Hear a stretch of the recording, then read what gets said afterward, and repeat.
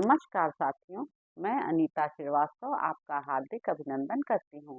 श्रीमद् वाल्मीकि रामायण में आज का प्रसंग है श्री राम के द्वारा मारीच का वध और उसके द्वारा सीता और लक्ष्मण के पुकारने का शब्द सुनकर श्री राम की चिंता।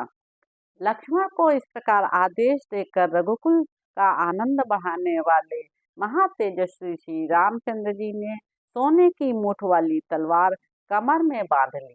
तत्पश्चात महापराक्रमी रघुनाथ जी 3 स्थानों में झुके हुए अपने आभूषण रूप धनुष को हाथ में ले पीठ पर 2 तरकस बांधकर वहां से चल दिए।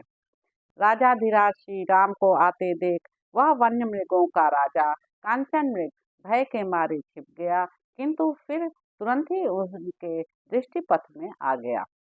तब तलवार बांधे और धनुष लिए श्री राम जिस ओर वह मिग था उसी ओर दौड़े। धनुधर श्री राम ने देखा वह अपने रूप से सामने की दिशा को प्रकाशित सी कर रहा था।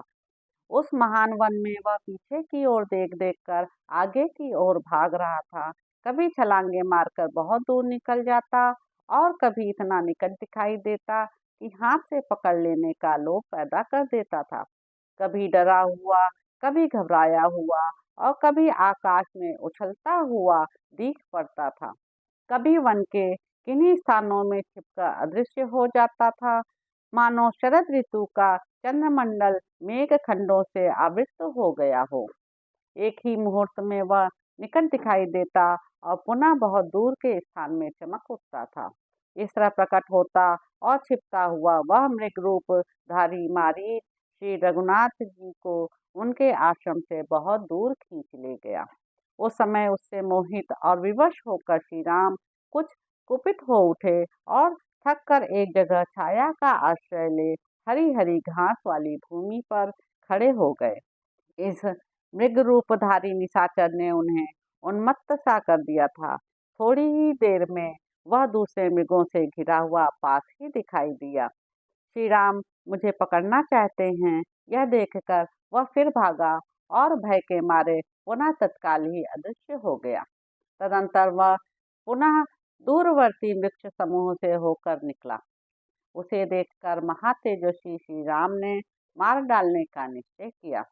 तब वहां क्रोध से भरे हुए बलवान राघवेंद्र श्री राम ने तरकस से सूर्य की किरणों के समान तेजस्वी एक प्रज्वलित एवं शत्रु संहारक बाण निकालकर उसे अपने सुदृढ़ धनुष पर रखा और उस धनुष को जोर से खींचकर उस मृग को ही लक्ष्य करके फुफकारते से सर्प के समान सनसनाता हुआ वह प्रज्वलित एवं तेजस्वी बाण जिसे ब्रह्मा जी ने बनाया था छोड़ दिया। वज्र के समान तेजस्वी उस उत्तम बाण ने मृग रूपधारी मारीच के शरीर को चीरकर उसके हृदय को भी विदीर्ण कर दिया।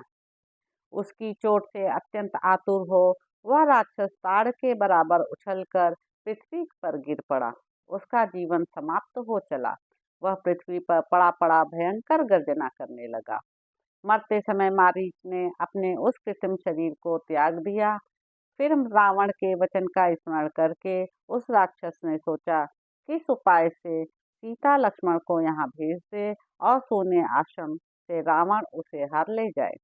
रावण के बताए हुए उपाय को काम में लाने का अवसर आ गया है, यह समझकर उसने श्री रामचंद्र जी के ही समान स्वर में हा सीते हा लक्ष्मण कहकर पुकारा। श्री राम के अनुपम बाण से उसका मर्म विदीर्ण हो गया था, अतः उस मृग रूप को त्याग कर उसने राक्षस रूप धारण कर लिया।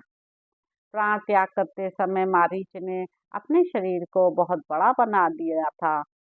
भयंकर दिखाई देने वाले उस राक्षस को भूमि पर पड़कर खून से लथपथ हो धरती पर लौटते और छटपटाते देख श्री राम को लक्ष्मण की कही हुई बात याद आ गई और वे मन ही मन सीता की चिंता करने लगे। वे सोचने लगे, अहो, जैसा लक्ष्मण ने पहले कहा था उसके अनुसार यह वास्तव में मारीच की ही माया थी। लक्ष्मण की बात ठीक निकली, आज मेरे द्वारा यह मारीच ही मारा गया। परंतु यह राक्षस उच्च स्वर से हा सीते हा लक्ष्मण की पुकार करके मरा है। उसके इस शब्द को सुनकर सीता की कैसी अवस्था हो जाएगी और महाबाहु लक्ष्मण की भी क्या दशा होगी। ऐसा सोचकर धर्मात्मा श्री राम के रोंगटे खड़े हो गए। उस समय वहां मृग रूपधारी उस राक्षस को मारकर और उसके उस शब्द को सुनकर श्री राम के मन में विषाद जनित तीव्र भय समा गया। उस लोक विलक्षण मृग का वध करके तपस्वी के उपभोग में आने योग्य फल मूल आदि लेकर श्री राम तत्काल ही जनस्थान के निकटवर्ती पंचवटी में स्थित अपने आश्रम की ओर बड़ी उतावली के साथ चले। तो इस प्रकार साथियों, अरण्य कांड में निहित 44वां सर्ग यहाँ पर समाप्त होता है। आप मेरे YouTube चैनल संवाद विद अनीता को लाइक करें, शेयर करें, सब्सक्राइब करें। धन्यवाद साथियों।